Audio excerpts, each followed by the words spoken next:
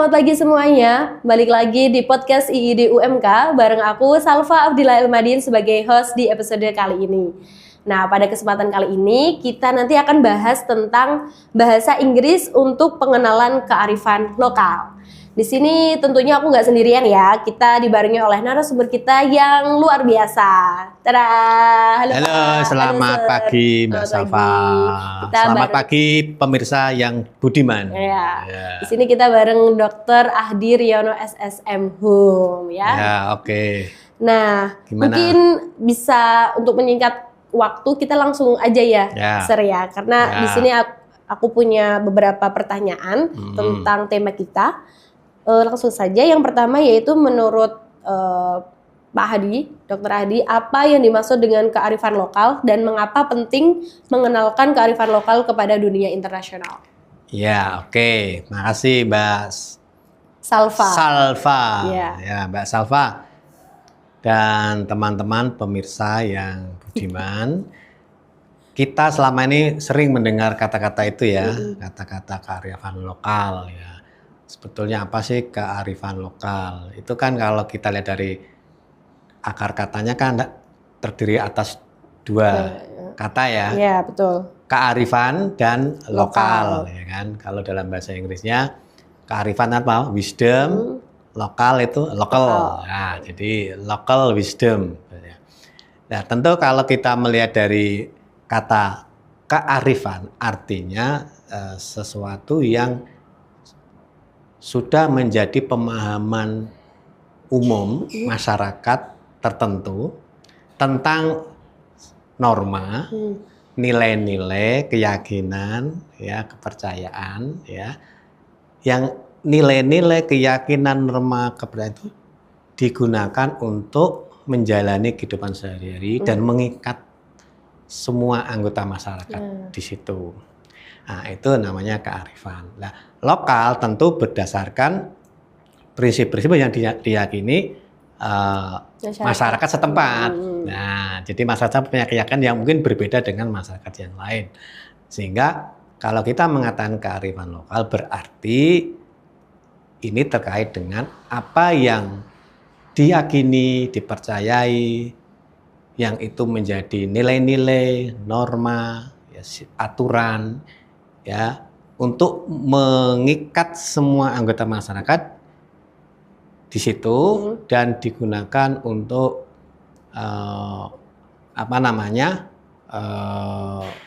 mengikat ya anggota masyarakat sehingga mereka saling hidup harmonis. Jadi mereka bisa hidup harmonis, bisa saling memahami satu sama lain, kemudian tidak melanggar norma, keyakinan, kepercayaan yang sudah disepakati bersama, yang untuk mengikat sebagai aturan di antara mereka untuk berinteraksi. Sehingga ini yang akan melahirkan perilaku-perilaku budaya, misalnya adanya misalnya suatu upacara-upacara tertentu, ada ritual-ritual tertentu, kemudian ada misalnya festival-festival tertentu untuk merayakan apa yang telah diyakini dan dipercayai sebagai pengikat kohesivitas masyarakat mereka itu, kayak gitu.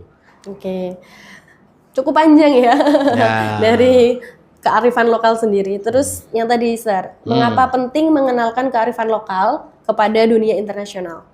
Ya, sebetulnya kearifan lokal itu kan sudah dijalani masyarakat selama bisa ratusan tahun, ya, beratus-ratus tahun atau berpuluh-puluh tahun yang itu turun-temurun. Jadi pengetahuan nilai norma ini sifatnya turun-temurun, ya, sehingga tentu akan menjadi perilaku yang sudah mendarah daging di antara masyarakat penganutnya itu kan. Nah, ketika itu terkait dengan pengaturan bagaimana agar hidup itu harmonis, agar hidup itu seimbang antara manusia dan alam. Nah, nilai-nilai inilah yang menyebabkan hubungan manusia dengan alam itu menjadi seimbang. Artinya manusia dalam mencari mengolah dan mencari sumber daya alam itu tidak mengeksploitasi yang berlebih-lebihan, sehingga konsekuensinya apa? Ada hubungan timbal balik antara alam dan manusia, saling menjaga. Alam juga ketika dihargai, dipelihara, ya ada konservasi di situ. Dia juga akan memberikan timbal balik positif terhadap lingkungannya, masyarakat di situ. Tetapi kalau masyarakat itu membuat perilaku yang mengeksploitasi berlebihan dan segala macam, maka juga timbal baliknya akan negatif juga, ya akan terjadi bencana segala macam. Nah, biasanya masyarakat tradisional, masyarakat yang itu punya kearifan lokal untuk menjaga itu. Nah, kearifan lokal ini sebetulnya menjadi pengetahuan umum yang masih bersifat terbatas pengetahuannya. Masih bersifat terbatas di masyarakat itu, sehingga masyarakat lain belum tentu menyadarinya kalau masyarakat itu punya sesuatu yang bernilai untuk diketahui atau diajarkan ke orang lain. Nah, minimal kearifan lokal itu dipahami oleh masyarakat lain di dalam negeri. Ya kan, artinya misalnya masyarakat X, dia akan memahami ternyata masyarakat Y itu memiliki kearifan lokal untuk menjaga lingkungan dengan baik. Nah, kita bisa belajar dari situ. Nah, ketika kearifan lokal itu sudah menjadi hal yang terbukti bahwa dengan kearifan itu alam itu terjaga selama ratusan tahun tanpa ada eksploitasi berlebihan. Nah, inilah yang perlu diinformasikan kepada dunia bahwa di masyarakat X ini loh ada semacam kearifan lokal untuk menjaga lingkungan yang sudah ratusan tahun itu terjaga. Ya, terjaga. Konservasinya terjaga. Kalau ketika ada tanaman langka itu ya masih ada gitu kan. Ya, ketika menjaga itu biasanya kalau orang masyarakat Jawa yang tradisional itu ketika ada pohon besar, tinggi, menjulang yang usianya ratusan tahun ya, supaya tidak ditebang orang, maka biasanya akan disakralkan ya pohon itu dengan diberi nama wet angker. Wet angker itu pohon yang memiliki nilai mistis ya, sehingga ketika kita mau mencoba menebang atau kita mencoba mengganggu tanaman itu, nah, maka ada keyakinan masyarakat bahwa nanti orang itu akan kena sakit, orang itu akan bisa meninggal dan segala macam. Jadi sehingga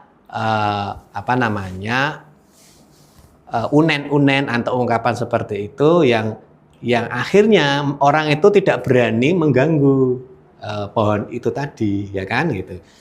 Di samping itu secara konservasi tanaman besar yang berakar menghujam ke tanah itu dia sebagai untuk pohon itu menyimpan air di dalamnya. Jadi air itu disimpan di dalamnya sehingga lingkungan di sekitarnya itu tidak akan kekeringan air. Jadi sumber air akan terus tetap mengalir karena ini dijaga oleh pohon besar itu tadi ya, yang disebut dengan wet angker itu. Nah, ini yang nilai-nilai seperti ini yang bisa kita komunikasikan ke dunia. Tentu kalau kita mengomunikasikan ya menggunakan bahasa Inggris kan. Betul. Nah, sehingga ketika ada cerita rakyat, cerita lokal ya, yang terkait dengan pohon angker bisa kita tulis dalam bahasa Inggris gitu kan, supaya cerita-cerita ini bisa dibaca oleh masyarakat internasional kan gitu kan. Jadi peran bahasa Inggris ini penting, fungsinya apa? Untuk mengkomunikasikan tadi keyakinan, nilai-nilai ya, kebiasaan masyarakat yang kebiasaan itu untuk menjaga lingkungan hidup, menjaga tradisi, menjaga alam ya, sehingga sampai sekarang bisa lestari. Nah, itu yang dikomunikasikan. Jadi masyarakat lokal itu tidak terlalu materialistis ya. Hidup itu yang penting cukup untuk memenuhi kehidupan dan tidak merusak alam. Nah, tidak beda dengan orang sekarang kan.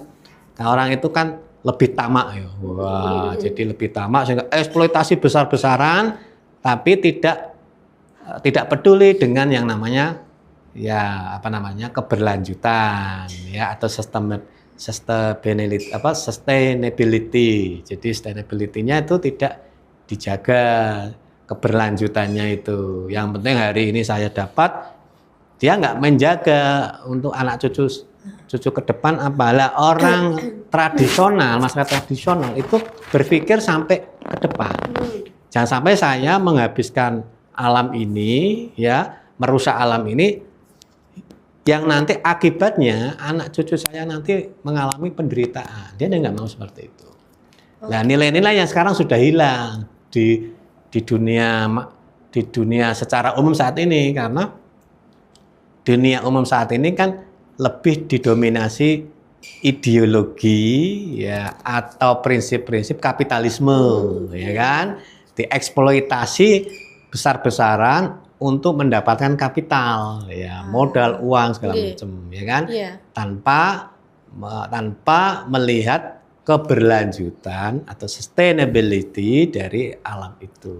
Dan itu tidak terjadi di masyarakat tradisional. Nah, begitu. Oke. Ya. Oke, cukup panjang teman-teman ya. Oke, next question. Menurut Mr. Rahdi, kearifan lokal apa yang menarik untuk dari Indonesia, terutama untuk dikenalkan kepada asing pada dunia internasional? Banyak ya kearifan lokal yang bisa dikenalkan, mulai dari cerita rakyat, kemudian terkait dengan teknologi tradisional, ya, terkait dengan cara hidup, ya, terkait dengan nilai-nilai, prinsip-prinsip, ajaran kehidupan mengenai kehidupan ini, itu bisa dikenalkan atau diinformasikan ke publik, ya khususnya publik luar negeri, sehingga publik luar negeri tahu, oh di sana ada budaya yang unik loh, ya, budaya yang unik ini yang khas di Indonesia, khas di Jawa, khas di Kalimantan, misalnya khas di Sumatera gitu, atau di Papua gitu. Baik dari sisi materialnya, ya hasil dari kebudayaan maupun dari yang kebudayaan yang non material, ya tadi nilai-nilai, keyakinan. Ya, kemudian prinsip-prinsip hidup ya itu. Jadi yang penting itu justru. Jadi nilai-nilai, biasanya nilai-nilai, prinsip-prinsip hidup, keyakinan itu biasanya diceritakan dalam cerita rakyat. Nah, cerita rakyat atau cerita tradisional ya, cerita yang sifatnya cerita lisan yang turun-temurun. Nah, fungsinya apa? Fungsinya untuk menjaga kelestarian lingkungan. Menjaga kelestarian alam mereka, alam tempat tinggal mereka kan gitu kan. Itu. Nah, inilah yang bisa kita belajar dan ambil hikmah dari kearifan lokal itu. Dan ini juga perlu diinformasikan ke luar negeri supaya orang luar negeri itu punya pemahaman bahwa oh orang Indonesia itu atau orang suku-suku yang ada di Indonesia itu ternyata dari dulu sudah mencintai alam, sudah membuat konservasi yang itu terus-menerus berkelanjutan. Jadi tidak hanya orang modern saat ini. Ya, misalnya ada di Jawa Barat itu ada suku yang di Jawa Barat itu Sunda. Ya, ada Badui ya, suku Badui misalnya. Itu kan punya tradisi yang sangat bagus dalam penjagaan lingkungan. Ya, mereka juga tidak mau hidup mengikuti modernitas karena dianggap modernitas itu bisa mengganggu ekosistem mereka. Ya, mereka mencari makan, berladang, kemudian mengolah sawah, ya hanya dari mereka membuat pakaian sendiri, membuat rumah sendiri dari bahan-bahan yang ada di sekitar mereka. Dia tidak menggunakan beton, tidak menggunakan besi, ya, tapi menggunakan bambu, kayu, ya, atapnya dari daun ijuk, yang itu dari hutan mereka, gitu. Dan mereka pengen menjaga terus-menerus konsep kehidupan yang selaras dengan alam. Oke.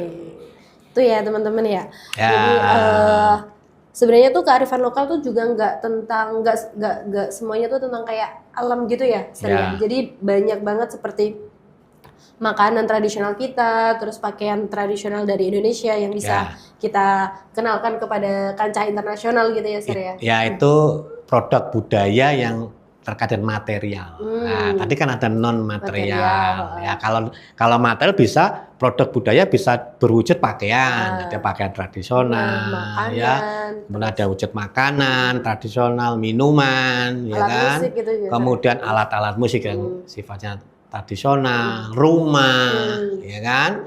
Kemudian permainan segala macam, ya game, permainan tradisional itu untuk menghibur diri bagaimana supaya mereka tidak bosan secara tradisional dia membuat permainan-permainan. Nah itu juga bagian dari kearifan lokal gitu. Jadi kalau kita ngomong kearifan lokal memang ada dua sisi, kearifan lokal yang immaterial yang tidak nampak dan ada yang material yang nampak gitu kan. Ya, nampak tadi bisa wujudnya rumah, makanan, pakaian, kemudian adat istiadat, upacara tradisional ya kan gitu. Jadi kalau ngomongin tentang kearifan lokal itu apalagi di Indonesia itu dalam dan luas sekali ya, Oke, ini selanjutnya pertanyaannya, bagaimana cara menjelaskan budaya kita atau tradisi lokal dalam bahasa Inggris agar mudah dipahami oleh dunia luar? Ya, tentu harus digali dulu, dibuat kodifikasi, misalnya makanan, makanan yang ada di Indonesia atau di Kudus misalnya, atau di daerah tertentu bisa di Rembang gitu, yang punya tradisi makanan-makanan khas itu harus dikodifikasi, dikumpulkan, diidentifikasi semua makanannya atau minumannya, kemudian dibukukan. Ya, dibuat narasinya seperti apa. Nah, setelah dibuat buku dan narasinya dalam bahasa Indonesia, baru dari narasi itu, buku itu dibuat dua versi, versi Indonesia dan versi terjemahan, bisa dalam bahasa Inggris, bisa dalam bahasa Jepang, bisa bahasa Korea atau bahasa Perancis, bahasa Arab gitu. Jadi artinya versinya bisa banyak bahasa atau versi multilingual, ya kan? Oh, ini kalau terkait dengan budaya Islam tradisional, ya, maka bisa kita jual informasi ini ke negara-negara Islam ke Timur Tengah, sehingga otomatis terjemahannya juga dalam bahasa Arab kan, gitu kan? Kalau ternyata tradisi-tradisinya ini ternyata disukai oleh orang-orang Amerika dan Eropa, ya tentu kita terjemahkan dalam bahasa Inggris, kan, itu kan, atau dalam bahasa Prancis. Nah, kalau kita ternyata ada orang-orang Asia Timur, Jepang, Korea, ya mereka kita bisa terjemahkan ke dalam bahasa Korea, bahasa Jepang, gitu. Sehingga informasi tentang lokalitas Indonesia itu bisa menjadi globalitas, ya. Jadi dari lokal menjadi global, gitu. Jadi jembatannya apa? Bahasa. Dalam hal ini secara universal bahasa Inggris. Karena bahasa Inggris itu bahasa yang digunakan sebagai jembatan atau lingua franca komunitas internasional.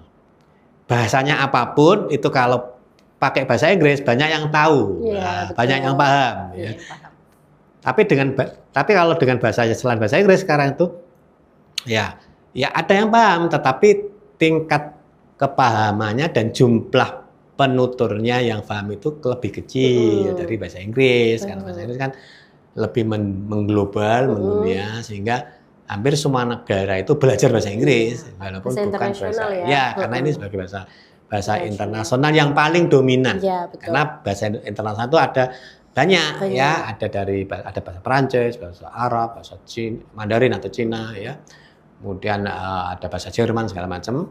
Lah, tapi yang paling dominan dan paling banyak digunakan itu bahasa Inggris, karena bahasa Inggris ini bahasa lingua franca internasional sejak Perang Dunia Pertama dan Kedua selesai, ya. Tuh, sampai sekarang ini menjadi bahasa internasional, ya. Oke. Oke guys, gitu guys. Ya. Ini pertanyaan selanjutnya ya, Sir ya. Oke. Bagaimana peran mahasiswa dalam mempromosikan kearifan lokal melalui bahasa Inggris? Dan apa tantangan dalam hal tersebut? Ya, mereka harus mempelajari dan menguasai kearifan lokal itu sendiri dulu. Baru ketika ada diskusi, ada forum-forum internasional, mereka menceritakan apa yang ada di Indonesia, tradisi Indonesia dalam forum-forum internasional, bisa dalam seminar internasional, dalam konferensi internasional, atau dalam pertemuan akademik internasional yang lain, ya kan? Dia bisa membawa nilai-nilai lokal Indonesia ke dalam kancah internasional, tentu dengan menggunakan bahasa Inggris, kan gitu. Akhirnya itu. Apakah misal untuk dari mahasiswa itu kan banyak yang kreatif nih, Sir, Ya. sekarang sering kali kita ngelihat Bisa buat film gitu, atau kita ngevlog, Ya. itu kayak gitu juga bisa nggak tuh, Sir? Bisa, malah bisa sekarang bisa membuat film, ya film yang seolah-olah kembali ke masa lalu, pakai AI kan, kita bisa membuat misalnya Kudus pada zaman Sunan Kudus. Nah, itu seperti apa tradisinya, makanannya, kemudian sehari-hari masalah seperti apa. Kita bisa membuat film dengan AI seolah-olah kita kembali ke masa lalu. Nah, itu sekarang kan menjadi viral kan, Iya, betul. film-film seperti itu. Jadi kita seolah-olah bisa masuk kembali ke sejarah masa lalu, kehidupan masa lalu itu seperti apa. Seolah-olah kita bisa memilih, seolah-olah kita itu punya pintu ajaib yang bisa kembali ke masa lalu. Nah, dengan masa lalu seperti ini ya. Gitu. Nah, ini menggunakan artificial intelligence untuk membuat film yang menarik itu sangat bagus. Terutama untuk mempromosikan budaya ya, budaya lokal, kearifan lokal itu. Peran mahasiswa bisa di situ juga ya, Ya. Mahasiswa kan kreatif, masih muda dan punya banyak cara gitu, teman-teman. Ya, terutama menggunakan sosial media, ya kan, untuk mempromosikan budaya Indonesia, makanan Indonesia, tradisi Indonesia, gitu. Media sosial itu sangat efektif ya, Sir, untuk memperkenalkan hal tersebut. Betul, gitu. sangat-sangat efektif karena hampir semua mayoritas masyarakat di dunia ini pasti punya handphone, ya kan. Tidur aja pakai bawa handphone ya, sambil tiduran baca scrolling ya. Kalau sekarang itu munculnya Indonesia kan, tentu Indonesia jadi lebih terkenal, ya kan? Iya, betul sekali. Sehingga orang asing itu penasaran, yuk kapan-kapan mau ke Indonesia. Oke, nih Sir, ini yang terakhir nih, Sir ya. Sebagai penutup, apa pesan dari Mr. Ahdi untuk generasi muda agar tetap mau melestarikan dan mengenalkan kearifan lokal? Ya, tentu kearifan lokal ini harus terus dijaga dan dilestarikan ya oleh anak-anak muda saat ini. Apalagi anak-anak muda ini lebih kreatif kan. Jadi bisa repackaging ya, mengemas ulang apa yang sudah ada di zaman nenek moyang, neneknya, bapaknya itu dibuat package yang baru ya, packaging yang baru, bingkisan yang baru, walaupun isinya lama. Nah, jadi barang lama dengan konsep baru. Nah, itu yang menarik karena esensinya adalah ajarannya itu yang harus dilestarikan, prinsip-prinsip nih, norma-norma yang untuk kehidupan, menjaga tradisi, menjaga alam segala macam ini yang perlu dilestarikan. Itu. Jadi kalau materi fisiknya bisa berubah, tapi kalau nilai-nilai kan nggak boleh berubah. Iya, betul sekali. Norma juga kan gitu. Oke, teman-teman. Jadi buat kita generasi muda, jangan lupa untuk selalu memperkenalkan kearifan lokal Indonesia kepada kancah internasional menggunakan bahasa Inggris terutama ya, supaya dikenal lebih luas lagi gitu. Karena Indonesia itu unik dan bagus-bagus. Terima kasih banyak atas waktunya, Mr. Ahdi.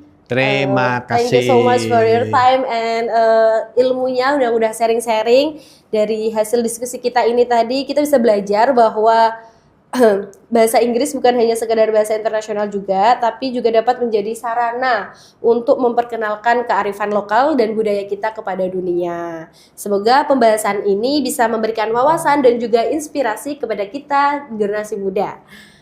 Terima kasih untuk semuanya sudah mendengarkan podcast ini. Saya pamit undur diri. See you. Bye.